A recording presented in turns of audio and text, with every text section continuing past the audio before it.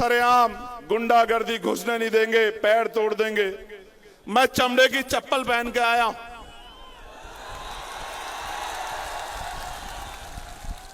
और भीम आर्मी का, आजाद समाज पार्टी का झंडा और डंडा दोनों इतने मजबूत हैं। और मैं बता देना चाहता हूं कि हम चमड़ा उतारना भी जानते हैं,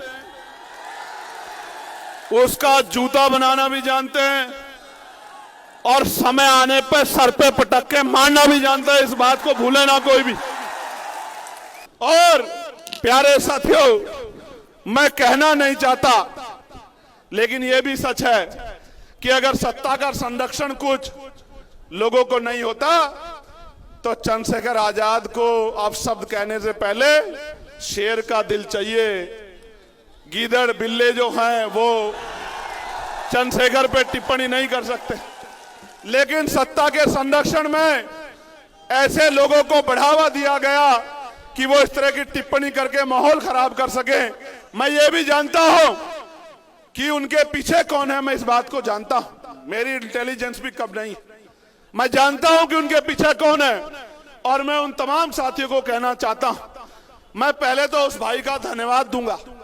इसलिए धन्यवाद दूंगा क्योंकि उसने, उसकी बार बार के हमले ने, जो उसने लाइव आके किया, मेरे सोए हुए लोगों को जगाने का काम किया और बहुजन समाज के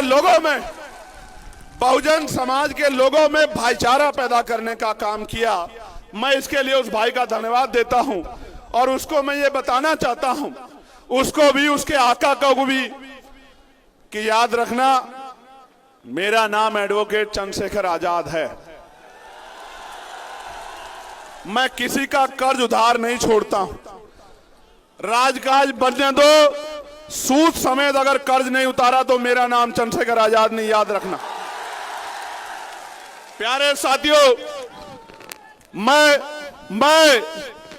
इसलिए नहीं कहना चाहता उन लोगों पे कुछ भी, क्योंकि वो एक सोची समझी साजिश से काम कर रहे हैं।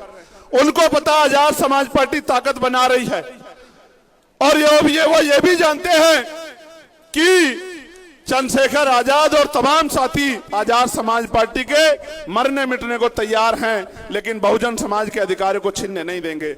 इसलिए वो जानबूझ के हमारे जो नौजवान शक्ति है उसको पथ भ्रष्ट करना चाहते हैं, उनका ध्यान उधर उधर करना चाहते हैं। मैं आपको कहना चाहता हूं, ऐसे किसी व्यक्ति पे मत ध्यान दो, अपने काम पे ध्यान दो। अगर आप मेरी बात पे पहरा देके अगले 6-7 महीने उस पे काम करते रहे, मैं गारंटी से कह सकता हूं कि पूरे उत्तर प्रदेश में किसी गरीब की तरफ आंख उठाने वाला कोई गुंडा बचेगा नहीं। मेरी बात को आप याद रखना। प्यारे साथियों, उत्तर प्रदेश के क्या हाल है? उत्तर प्रदेश में ऐलानिया कत्ल हो रहे हैं, ऐलानिया कत्ल। अभी बदायूं में ऐलानिया कत्ल हुआ।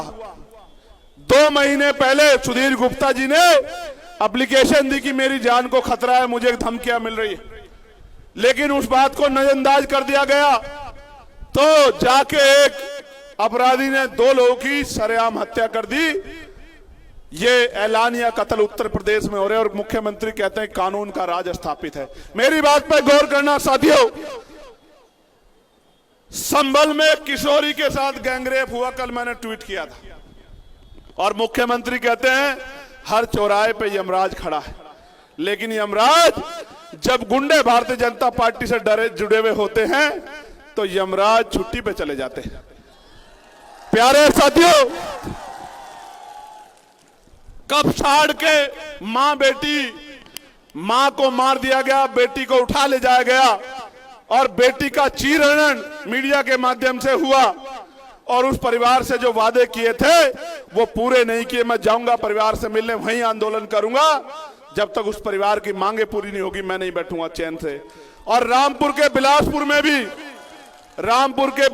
में भी एक पुलिस की जवान के द्वारा गोली मार के हत्या कर दी गई थी, उनके साथ भी सरकार ने वादे किए थे। हाथरस के परिवार के साथ भी सरकार ने वादे किए थे, एक भी वादा पूरा नहीं किया। मैं विपक्ष के साथियों को भी कहना चाहता हूं कि जिस तरह खामनेई साहब ने बहादुरी दिखाते हुए शहादत कबूल की, आप भी डरो मत, मेरे साथ खड़े हो जाओ। इस भारतीय जनता पार्टी को 2027 में उखाड़ के फेंक देंगे हम लोग उत्तर प्रदेश से।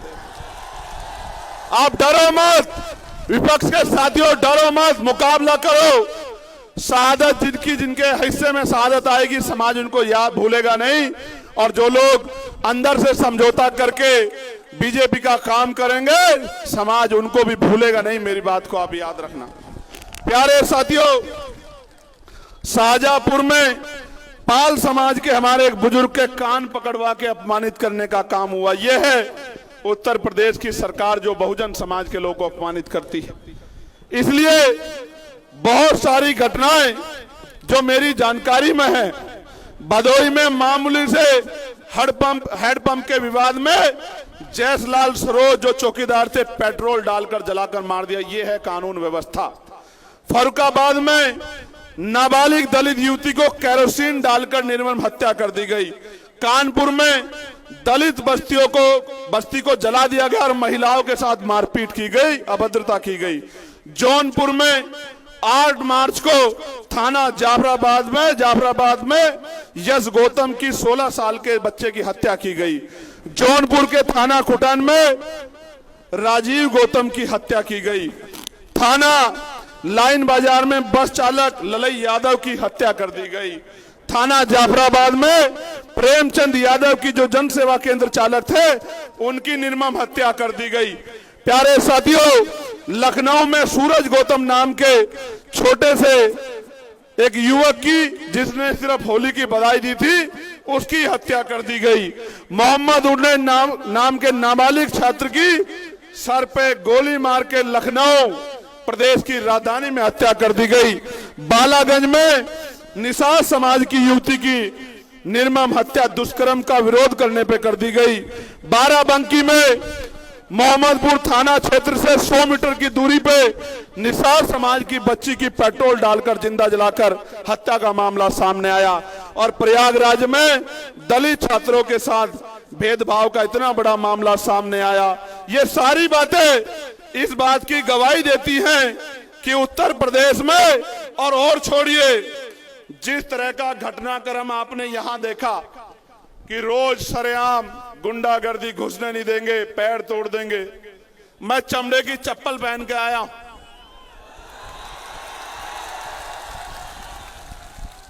और भीम आर्मी का, आजाद समाज पार्टी का झंडा और डंडा दोनों इतने मजबूत हैं। और मैं बता देना चाहता हूं कि हम चमड़ा उतारना भी जानते हैं, उसका जूता बनाना भी जानते हैं, और समय आने पर सर पे पटक के मारना भी जानते हैं। इस बात को भूले ना कोई भी। प्यारे साथियों, हमें ऐसे गैर जिम्मेदार लोगों की बातों में आके, जिस तरह की गैर जिम्मेदारी यहाँ के कुछ अति ऊर्जावान और गैर जिम्मेदार नौजवानों ने दिखाई किसी के इशारे पे, उनकी बातों में आके हिंसा के और असंवैधानिक रास्ते पे नहीं जाना। मुझसे वादा करो ऐसे हाथ आगे करके कि ऐसे गुंडों के चक्कर में नहीं पड़ोगे, और अनुशासन में रह के संवैधानिक दृष्टिकोण से महापुरुषों के रास्ते पे चलने का काम करोगे। पक्का?